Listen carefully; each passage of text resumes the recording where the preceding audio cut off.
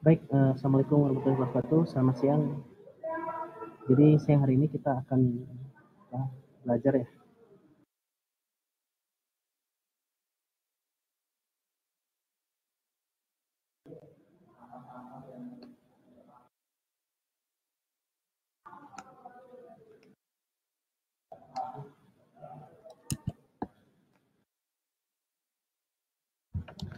Baik, saya akan menjelaskan tentang memulai bisnis startup untuk mahasiswa. Ini total slide ada 53. Saya coba jelaskan dengan waktu 30 sampai 45 menit.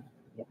Jadi 15 menitnya nanti silahkan kepada yang hadir untuk bertanya jika ada pertanyaan ataupun ya chat maupun mic boleh.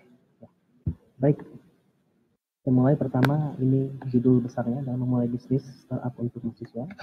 Yang mana dari kita memulai bisnis startup, kita berasal dari suatu yang namanya ide. Ide adalah buah pikiran manusia muncul karena adanya pengamatan yang rasional, dianggap logis, dan mempunyai nilai manfaat.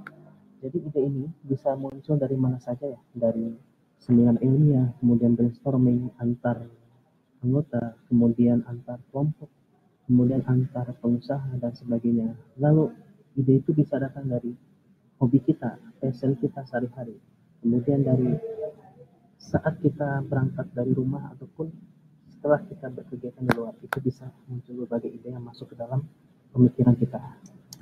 Baik, ini adalah ide bisnis singkatnya bahwa bisnis ini berasal dari ide yang mana nantinya akan dijalankan oleh seseorang atau kelompok. Ya, ini pentingnya ide bisnis. Jadi ide bisnis ini merupakan langkah awal ya. Langkah awal yang mana dia mengubah keinginan untuk menjadi suatu kreativitas dan peluang bisnis ya. Jadi ide bisnis itu memang urutannya itu dia dari bawah dulu ya, dia dari bawah ide. Misalkan ide bisnisnya saya contohkan adalah ide bisnis kopi ya, kopi ya. Karena kopi itu sudah banyak ya, lebih difokuskan ke dalam kopi Arabica. Karena yang bisnis kopi Arabica ini, maka kita perhatikan dari sisi daerah ya. Kopi Arabica daerah, misalkan daerah Ciwidey ya. Karena yang ini udah banyak ya, maka bergerak lagi ke tingkat lebih advance. Kopi yang jenisnya seperti apa yang dijualkan, apakah green coffee, kemudian luwak kopi dan sebagainya. Ya, jadi ide itu memang awal mulanya dari bawah dulu ya, kemudian meningkat. Selama proses perubahan ini kita tentu mengalami sesuatu yang namanya ide desain ya, atau desain thinking ya. Ya, ini sangat diperlukan untuk langkah awal kita dalam menjalankan ide. Tentunya ide yang kita buat itu memang tidak bisa, misalkan kita punya ide kopi aja, kita jalankan terus menerus, tentu ada suatu saat kita flat ya, jadi datar aja. Nah, tentu harus ada inovasi ya, agar ada keberlanjutan dari ide yang kita buat. Baik, ini adalah sumber bisnis ya, ide bisnis ya, bisa berasal dari mana saja. Dari hobi, kesuksesan orang lain, pengamatan oleh diri kita sendiri, kemudian keahlian atau keterampilan yang dimiliki oleh teman-teman. Nah, ini gambaran ide bisnis ya. Jadi namanya ini langkah awal ya. Jadi langkah awal yang kita tidak boleh tinggalkan ya. Pertama, kita menggambarkan apa produk itu bisa dijual atau tidak, kemudian bagaimana. Lalu siapa yang akan membeli ya, dan kebutuhan. Nah, ke semua ini ya, dia akan menjawab suatu tantangan di mana ide ini nanti akan kita deliver ke pasar ya. Dan nanti dari pasar ini tentu kita menghasilkan suatu revenue, keuntungan. Nah, jadi ide itu ujungnya adalah kita untung atau enggak. Ya, seperti itu. Baik, ini cara menemukan bisnisnya. Ini dari satisfaction of needs, kemudian needs, kebutuhan yang terpendam oleh banyak masyarakat ataupun banyak pihak ataupun banyak kalangan, kemudian problems, feature, formula, dan pertanyaan penting. Ya, pertanyaan penting ketika muncul saat mungkin bisa jadi saat kita ikut seminar nasional ya. Seminar nasional kan banyak orang menanyakan terkait ide penelitian ilmiah dan tentu kita banyak pertanyaan ya, kenapa harus dilakukan ini, kenapa dan sebagainya. Ya ini cara aja ya, cara untuk mendapatkan yang intinya dia ke arah revenue ya. Jadi ide kita ini menguntungkan atau justru rugi dulu baru nanti menguntungkan atau udah untung dari awal. Nah, nanti bisa kita analisis. Ya ini desain pengertian desain ya terhadap ide yang kita jalani. Lalu dalam melaksanakan ide bahwa kita memastikan perencanaan bisnis ini tidak terlalu berhalusinasi ya. Tidak terlalu berhalusinasi sehingga tujuan dari desain validasi adalah untuk mengurangi ketidakpastian. Nah, ketidakpastian ya, ketidakpastian ini akan muncul jika kita melakukan testing idea. Ini penting untuk dilakukan ya. Jadi ide bisnis yang muncul di pikiran kita ya, kita harus tes ya, valid atau tidak. Kemudian ide kita ini bermanfaat untuk memenuhi kebutuhan orang atau tidak dan sebagainya. Nah ini konsep ya, konsep desain dalam pemikiran kita bahwa jadi ini konsep suatu ide menjadi suatu value proposition dan model bisnis yang baik. Jadi pada tahapan tes ya, misalkan saya coba saya gambarkan di sini. Ya ini kita anggap diri kita ya, user ya. User ketika kita berpikir tentu kita memutuskan untuk mencapai suatu tujuan ya. Dalam berpikir, proses berpikir kita, pasti kita membagi menjadi bisnis design sama tes ya, testing idea. Nah, di sini ide kita realisasikan sebagai prototype bisnis, kemudian kita set, lalu kita putuskan yang mana ide yang terbaik. Ide muncul pasti beragam ya, dan ide yang muncul ini pasti dia berasal dari ide yang general ya. Sehingga dari general nanti diputuskan ide yang spesifik di sini.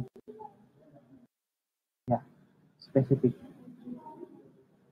Selanjutnya di sini kita bikin hipotesis ya. Hipotesis ya, eksperimen dan kita pelajari. Kemudian kita putuskan dan apakah dari ide yang kita putuskan ini mencapai tujuan kita atau tidak. Ya. Tentu ide ini harus melihat bahwa ide harus diiringi dengan model bisnis BMC ya, yang ada 9 pilar ya, 1, 2, dan sebagainya. 9 pilar ini ditambah value proposition, hasilnya menghasilkan atau tidak? Ya, gitu. Baik, ini untuk testing bisnis ya. Jadi ide bisnis yang kita pikirkan perlu dipastikan atau diterima oleh pasar ya. Ini poin pentingnya. Kemudian dapat menghasilkan revenue. Pastikan ide bisnis, pengujian ide bisnis untuk mencegah customer tidak tertarik pada ide bisnis ya. Kemudian ide bisnis tidak dapat di-deliver. Lalu ide bisnis tidak dapat menghasilkan revenue. Ya, ini hindarkan ya. Intinya kita membuat ide bisnis itu berasal dari yang mudah untuk untuk ke arah deliver kebutuhan manusia. Ya, jadi ke arah sana. Kemudian dari sini ada hipotesis dari bisnis eksperimen yang kita kerjakan, insight-nya seperti apa, dan nanti hasilnya adalah ketidakpastian dan resiko. Ya. Jadi ini adalah 9 pilar ya, 9 pilar di mana 9 pilar ini dibagi menjadi apa? Desirability risk, kemudian viabilitas sama feasibilitas. Nah ini yang di bawah ini adalah revenue kita ya, cost structure dan revenue. Kemudian di sini bagian key partners ya. Lalu di sini ini bagian apa coba? Value proposition ya. Ya, saya tuliskan di sini. Ya, ini di sini ini cost structure sama revenue stream ya. RS ya, revenue stream. Kemudian di sini ini key partners Yang bagian sini, ini intinya adalah ke arah value per position. Ya, gitu. Baik, sekarang kita lihat ya bagaimana cara mendapatkan ide yang baik ya. Ya, jadi ide dan sampai bisnis atau ide Anda sedikit ketika dieksekusi tidak dapat diterima oleh pasar, tidak dapat menghasilkan revenue dan tidak dapat diimplementasikan dengan baik. Jadi ide biasanya muncul, misalkan kita sebagai mahasiswa, kita melihat orang berdagang apa misalkan berdagang makanan dan buah-buahan, ya. Terus kita ingin mencontoh, apakah boleh atau tidak? Tentu boleh. Nah, agar kita tidak kalah bersaing, tentu kita harus modifikasi ya. Jadi saya gambarkan di sini. Ya, jadi ide ini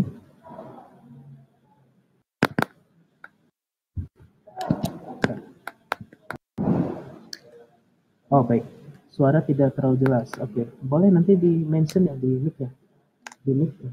Tolong di mention jika suara saya tidak jelas. Baik, terima kasih. Ya, saya coba. Ya, jadi ide yang kita peroleh. Misalkan tadi saya kasih case ya di kampus ya. Kampus misalkan kita lihat orang berdagang apa misalkan makanan buah-buahan ya. Nah, orang A ya itu dagang makanannya. Terus dia dagang buah-buahan. Terus orang B dia ingin mencontoh orang A. Ya, ini boleh saja dilakukan, ya, boleh dilakukan. Tapi kita harus lakukan modifikasi. Ya. Tujuannya apa? Agar ide kita ini bisa diterima, ya. Jadi ketika kita melakukan modifikasi, kita testing dulu ide kita terhadap sekitar, lingkungan kita boleh, gimana feedbacknya dan sebagainya, baru kita evaluasi. Di sini adalah tahap evaluasi. Kemudian di sini kita eksekusi ide. Ide yang dieksekusi ini adalah ide yang sudah kita testing. Testing di sini maksudnya adalah kita riset ya, riset kecil-kecilan ya. Kita lihat feedback orang bakal balik nggak terhadap kebutuhan yang dia butuhkan ke kita. Nah, kalau dia balik lagi, berarti artinya kita berhasil. Kita tentukan, oh ini cara ini berhasil nih. Cara yang kita modifikasi berhasil, lalu kita eksekusi dan ini menjadi suatu kekuatan atau value dari bisnis kita. Gitu ya. Oke, ini iteratif proses, maksudnya ada pengulangan ya. Di mana ini desain, ya. Saya langsung sini, saya jelaskan. Desain the team, ya. Jadi ini tim kita ya. Oke. Tadi ini sudah saya jelaskan keputusan yang kita ambil. Kemudian ini adalah tujuan ya. Tujuan. Ini ide, bisnis prototype, assess sama kayak tadi. Yang berbeda di sini ya. Ini discovery, berarti penemuan. Ini mengarah ke arah novelty ya. Novelty atau kebaruan. Kebaruan ini tentu kita harus riset pasar. Misalkan saya contohkan gelas ya, ukuran gelas. Gelas, misalkan gelas yang kita desain itu ada tidak kebutuhan orang yang mengharuskan kita mendesain suatu gelas yang abstrak ya. Gelas abstrak ya. Nah, pasti ini peminatnya sangat dikit ya. Dan ini bisa jadi penemuan baru kita ya, dalam sisi desain gelas. Tetapi memang peminatan orang untuk membeli itu sangat sedikit. Tapi tidak apa-apa. Tandanya kita menghadirkan novelty di dalam bisnis kita. Dan ini bisa menjadi suatu value untuk keseluruhan bisnis yang kita jalani. Ya, ini eksperimen, tentu kita coba gimana sih caranya kita bikin abstrak di gelas, desain abstrak atau seni yang abstrak gimana? Apakah kita pakai full color, kemudian apakah kita main black and white dan sebagainya. Ya, kemudian kita validasi, ini validasinya antar kita ya, antar tim ya. Oh ini baik, ini kita testing keluar. Orang suka nggak nih dengan gambar kita? Ya, gitu. Tetapi dengan subjek yang khusus, ya, yang khusus maksudnya orang yang penikmat seni, ya. Karena kan topiknya adalah seni dalam gelas yang didesainkan. Dari sini kita lihat bahwa desain terhadap model bisnis kita akan terus berulang ya. Jadi di sini ada iteratif proses ya, dimana ini pengulangan secara terus-menerus untuk menemukan suatu keberlanjutan ya.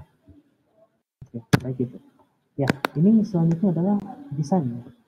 Ini urutannya, pertama kita mendesain ya, mendesain suatu ide kita, kemudian kita testing, ini perlu dilakukan. Lalu kita eksperimen jika testing kita ini mengalami perubahan ya. Oh, ini orang A, orang B, orang C ini ada masukan nih feedback ke kita, maka kita harus eksperimen ulang di situ. Kita uji ide kita, lalu kita bikin suatu ide yang bisa membangkitkan orang untuk membeli produk kita. Kemudian terkait mindset, oh bahwa saya membeli produk Anda. Oh, saya ingat nih, kalau beli gelas yang didesain, yang abstrak, itu ke orang A atau ke perusahaan A. Gitu, ya. Baik, ini untuk tim ya, tim dalam desain suatu desain bisnis ya. Jadi ini apa namanya successful teams exhibit 6 behaviors, 6 kebiasaan. Ini saya ambil dari referensinya Oxwalder ya tahun 2020 bahwa banyak kriteria, ada 6 ya, bahkan lebih. Jadi intinya di sini tentu kita harus saling berkomitmen antara anggota tim pencetus ide ya. Berkomitmen artinya kita terus brainstorming antar anggota kita, dan kita tidak bisa memiliki rasa ego sendiri ya. Kita buang dulu ego kita, lalu kita terima semua ide masukan dari anggota kelompok kita ya. Itu tim ide yang baik dan benar. Lalu ini tim ya, kita berangkat dari sini ya. Saya jelaskan ini bahwa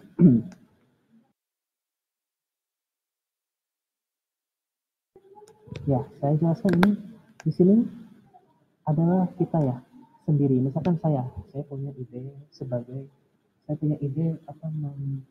membuat penerbit. Lalu ide saya ini saya jalankan dulu sendiri. Tentu banyak masalah, banyak kolaborasi yang datang dan sebagainya. Ini masih dikerjakan oleh sendiri. Kemudian ide ini kita bagi ke orang lain dan kita ceritakan ke orang kedua. Oh, ternyata ide Anda ini bagusnya seperti ini. Lalu di sini dia mengalami modifikasi berdasarkan brainstorming antara berdua.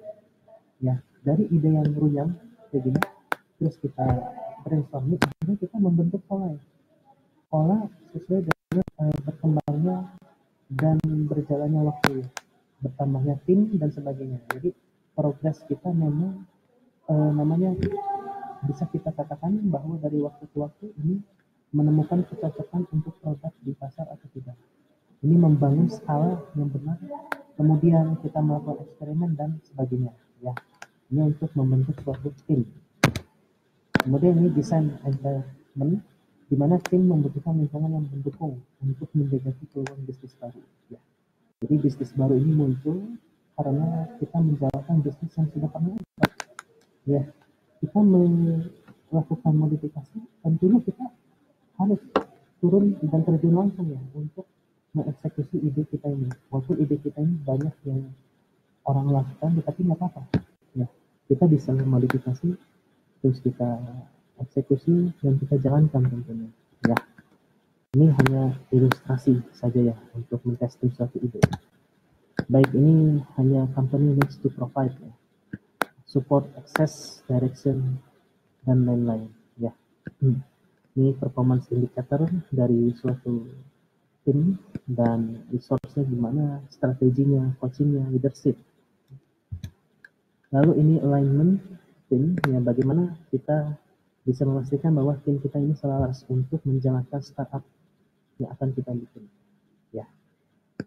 Jadi tim ini memang sering kekurangan tujuan bersama ya. Jadi tergantung tujuan ya. Jadi kalau orang satu dengan orang yang lain pasti berpikirnya berbeda ya. Tetapi jika tujuan kita sama, kenapa enggak kita bikin suatu ide, kemudian kita realisasikan dalam bentuk startup, itu jauh lebih baik ya. Kemudian ini adalah alignment perusahaan tadi ya, mappingnya bahwa ini define misi, period, berapa lama, kemudian joint objective seperti apa ya, joint team objectives, lalu identify commitment level, 14 members. Jadi komitmennya seperti apa ya. Lalu ini ada dokumen joint resources needed to success. Untuk menuju ke sukses dalam suatu bisnis itu gimana perannya orang itu. Kemudian poin ke-6, write down the biggest risk that could arise. Jadi kita harus menuliskan berbagai risiko-risiko yang ada ya. Describe how to address the biggest risk by revenue, objectives, and commitment. Ya, intinya adalah komitmen dalam tim itu. Ya. Karena kita memvalidasi suatu produk ataupun bisnis itu, tentu kita harus bebarengan dengan antar tim kita. Ya, brainstorming dalam hal ini. Ya, ini mappingnya yang teman-teman nanti bisa coba ya untuk meng-create ide baru. Kemudian set the idea ya, yang tadi yang saya jelaskan dari user ini decided, kemudian untuk mencapai tujuan. Proses kita berbisnis tentu ada di tengah ini ya. Ide lari ke prototype, assess, kemudian keputusannya apa, kemudian dites ide itu. Ya ini bisnis design aja ya. Ini loop ya. Loop has 3 step, ide, bisnis prototype, sama assess ya. Jadi penjelasan mendetail tentang ini. Ya, jadi ide ini memang kita harus generate apakah ini ide yang mungkin dilakukan atau tidak mungkin, atau hanya angan-angan atau ngomong-ngomong aja ya. Jadi lebih baik ide, saran saya atau yang pernah saya lakukan, ide memang bergerak dari yang sederhana. Kita lihat kebutuhan orang apa nih. Contoh, misalkan orang itu senang menulis nih, tetapi dia hanya menaruhnya di website aja, kan sayang itu. Lebih baik kita daftarkan lisensinya, kemudian kita jualkan, komersialkan, sehingga literasi masyarakat meningkat. Nah itu bisa jadi suatu ide bisnis ya yang dikembangkan dan dikomplekskan ya. Prototipnya seperti apa? Kalau dalam bidang penerbit, maka prototipnya ya kita misalkan saat ini kan buku ya, banyak masih orang menggunakan buku cetak yang disimpan di perpustakaan. Nah sekarang kita ubah pola pikir, kenapa kita nggak bikin ebook aja? Tapi mungkin kita bisa taruh di Google Play Store dan sebagainya ya, Google Books. Nah itu suatu prototipe berbasis web ataupun Android yang bisa kita kembangkan ya. Kemudian assess ini desain terkait posibilitas ya. Kemudian muncul suatu keputusan di sini. Ya, ini bisnis model kanvas ya. Ini udah pada belajar dan pernah tahu, ada 9 ya di sini. 9 dan bagian yang terpenting, semuanya penting ya. Tapi yang bagian terpenting adalah value proposition ya. Jadi di sini nanti kita bisa menuliskan apa sih value yang didapat dari bisnis kita. Nah, jadi ketika kita melakukan pitching ya bisnis kita tidak perlu beramal apa keunggulan bisnis kita, kemudian bisnis kita gimana sasarannya, dan apa yang unik dari bisnis kita yang beda dengan orang lain. Itu ini 9 pilar yang kita rangkum dalam bisnis model kanvas ya. Jadi di sini ada key partner, kemudian activities, resources, value proposition, customer relationship, segmentasi seperti apa, kemudian cost structure-nya untuk apa aja, dan revenue stream-nya gimana, sumber penghasilannya dari apa aja. Ya, ini adalah value proposition canvas ya. Jadi kita mengenal value map, kemudian customer profile. Ya, di sini ada pain variables ya, pain sama gains, customer job-nya seperti apa. Sampai sini dulu, ada yang tanyakan?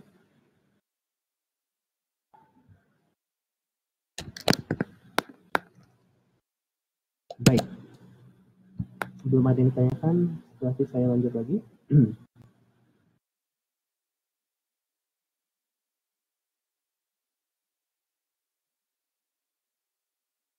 Ya, kita lihat di sini ya teman-teman.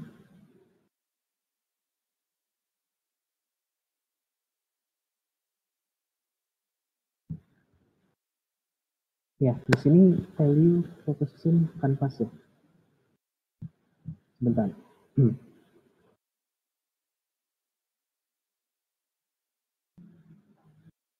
Ya, ini berarti gains keuntungan ya,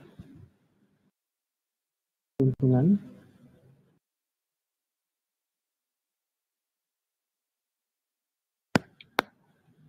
Ini jobnya seperti apa ya, ini user kita, kemudian kita menghasilkan suatu produk ya.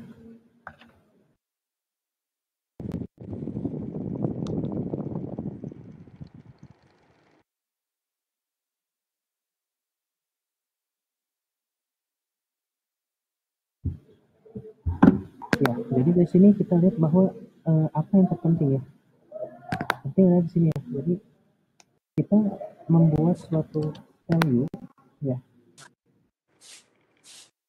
value ini kita intinya adalah bahwa kita untung atau enggak nih bikin bisnis ini ya. Seperti yang saya jelaskan di awal bahwa bisnis ini tentu harus mengarah ke revenue ya. Revenue itu menguntungkan atau tidak dari bisnis yang kita ini. Ya, ini tes hipotesis ya, hipotesis di mana hipotesis ini perlu menguji market risk infrastruktur. Jadi instrumen digunakan untuk memberikan atau membantah asumsi yang kita lakukan ya. Jadi ada 3 step ya, identify, prioritas, kemudian risk less. Nah, ini untuk menguji hipotesis ya. Ini dari bisnis model kanvas BMC kita. Jadi BMC ini penting ya teman-teman, penting untuk kita lakukan di awal kita membentuk bisnis agar kita bisa menganalisis setiap ada masalah ataupun menguji hipotesis yang terkait testing idea yang kita lakukan ya. Bahwa lihat di sini tujuannya bahwa asumsi bahwa proposisi nilai Anda, model bisnis atau strategi yang akan dibangun. Kemudian yang kedua adalah perlu kita pelajari untuk memahami jika ide bisnis Anda mungkin berhasil. Mungkin berhasil berarti belum 100% berhasil. Tentu harus kita bikin hipotesis ya. Dengan cara seperti di slide ini. Ya, ini di testing ya. Contoh karakteristik good hipotesis ya, bisa kita baca di sini bahwa ada testable, presisi, discrete ya. Nah,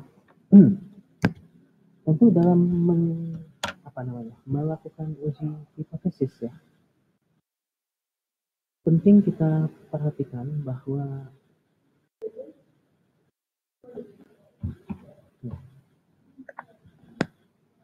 visible, desirable, sama viable. Ini merujuk ke sini ya, ke bisnis model kanvas.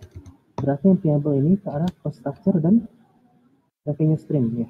Yang ini di bawah. Kemudian yang ini desirable ini mengacu ke arah value proposition, segmentasi pasar. Kemudian ini apa yang di tengah tadi? Customer relationship sama channel ya. Lalu yang di sini berarti ini key activities ya, mengacu ke situ. Ini perlu kita analisis. Jadi ini merupakan suatu hipotesis awal kita ya, yang mana intinya bahwa kita harus benar dulu dalam bikin BMC-nya ya, baru kita bisa menjalankan hal-hal lainnya. Oke, ini contoh market risk ya. Mapping aja, ini mapping ya. Jadi kita lihat di sini bahwa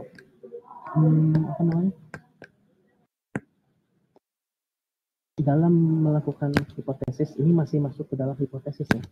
Hipotesis kita juga melihat value map dari value proposition, kemudian dari customer segmentnya, 3 hal tadi ya, 3 hal yang ini ya. Dan yang paling penting adalah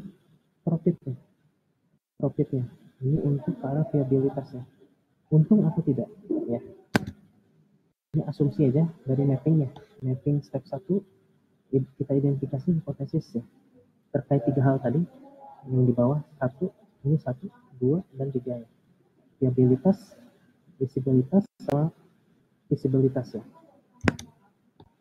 Ini kita bikin pemisalan bukti, apakah ini penting sama tidak penting ya.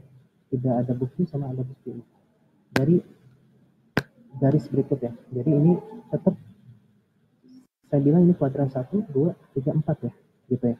Jadi di atas ini 3 komponen tadi itu harus ada ya. Seperti apa hipotesisnya kita rancang, kita analisis ya, berdasarkan ide bisnis yang teman-teman jalani. Jadi ini untuk mengatasi berbagai masalah yang ada di dalam bisnis kita. Mapping ya, jadi mapping dari hal-hal yang berikut ya, hipotesis bahwa ini namanya masih ke dalam testing idea ya, idea bisnis ya. Jadi bisnis dibuat misalkan judulnya apa, kemudian strukturnya ini kita bikin di sini hipotesisnya kita cantumkan dulu, kemudian kita katakan mappingkan seperti berikut ya. Lalu bisa hipotesis tentu ada eksperimen ya, karena kan dalam suatu eksperimen tentu kita bikin dulu hipotesisnya seperti apa ya. Jadi eksperimen adalah sarana untuk mengurangi risiko dan ketidakpastian dari ide bisnis ya. Kemudian fungsinya menyampaikan hipotesis kepada konsumen dengan menggunakan data kuantitatif dan kualitatif. Dan ini bisa dihitung ya, dihitung seberapa percaya orang terkait ide bisnis yang kita jalani. Kemudian dibutuhkan serangkaian eksperimen untuk menghasilkan kemungkinan dari bisnis yang sukses. Gunakan test card. Ini untuk case bisnis ya. Dan pustaka percobaan untuk membuat eksperimen. Ya, eksperimen pertama dalam menentukan hipotesis tentu kita harus mendesain eksperimen ya. Desain eksperimen seperti apa? Kita run ya. Run terus kita buat test card ya. Contohnya seperti ini, test card. Hipotesis satu, kita percaya bahwa kemudian misalnya and measure, kemudian gimana sih kebenarannya, kriterianya dan lain-lainnya ya. Ini deadline-nya, durasinya seperti apa ya. Jadi pakai test card ya, kalau dalam bisnis ya, bisnis ini. Jadi kita memetakan hipotesis yang ada dalam suatu ide kita. Ini contoh aja ya Mas dan Mbak di sini. Ini contoh aja dari test card yang case-nya adalah bisnis ya. Bisa dibaca di sini ya. Lalu ini kita pelajari. Setelah itu dari tadi kan kita bergerak di sini ya, di testing kita pelajari, kita eliminasi bahwa kekuatan bukti dari hipotesisnya ini ya. Nah, yang berikut itu kita membangun evidence dengan mempelajari respon customer berdasarkan fakta, kemudian apa yang orang lakukan, kemudian real world setting and large investment ya. Kemudian eksperimen yang berbeda ini membuat evidence yang berbeda, kemudian dari eksperimen akan mendapatkan insight yang membantu untuk menentukan keyakinan, tingkat kepercayaan ya. Kalau dalam statistik kan kita bikin hipotesis H0, H1, kemudian kita buktikan pada tingkat kepercayaan sekian persen. Nah, tetapi kalau di sini di case bisnis konsep berpikirnya sama ya kayak statistikal, tetapi kita menggunakan metode-metode yang telah dijelaskan tadi, test card, kemudian hipotesis yang dibuat seperti ini, dan kita eliminasi ya, learn. Di sini kita sebut learn, kita eliminasi, kita amati. Dari test card tadi kita analisis ya, kemudian kita lihat keuntungannya, berbagai risiko dan sebagainya. Kemudian ini apa sih buktinya ya, weak evidence, strong evidence ya. Jadi opini, faktanya seperti apa yang orang kata, apa yang orang lakukan ya. Jadi ini namanya kita memperkirakan terkait kebutuhan ya, gitu ya, kebutuhan yang orang butuhkan ya, sesuai dengan apa yang kita brainstormingkan ya. Tentu kan kita melihat feedback orang kan tidak bisa kita lihat satu-satu kan, banyak orang yang membutuhkan dengan jenis kebutuhan yang beragam. Ini different eksperimen untuk membuat suatu evidence ya.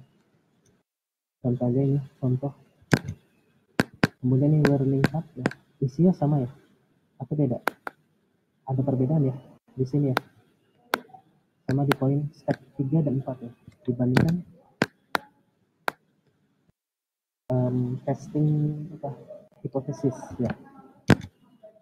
Yang lalu kita bandingkan learning apa yang dihipotesiskan, kita bikin learning hubnya seperti apa. Kemudian levelnya apa nih? Levelnya bahwa resulting evidence quality, oh di sini weak, kemudian strong ya. Jadi ini adalah studi case-nya kita bikin dulu ya, nanti mungkin bisa dicoba teman-teman. Oh, saya mau bikin bisnis ini nih, kita lihat hipotesisnya seperti apa, kita riset dulu yang terpenting dari pasar kita itu ya. Nah, ini yang mana dari sini hipotesis level yang paling kita acuin di sini, kita acuh dan kita ikuti ya, karena kan hipotesis kan untuk ujungnya adalah tingkat kepercayaan kita dalam hal produk ya, di sini barang ataupun jasa yang ditawarkan. Kemudian dari suatu hipotesis kita bergerak ke keputusan, memutuskan ya, tindakan ya, atau bisa kita sebut sebagai tindakan. Nah, ketika evidence ternyata menggagalkan hipotesa, maka keputusannya pure atau pivot ya.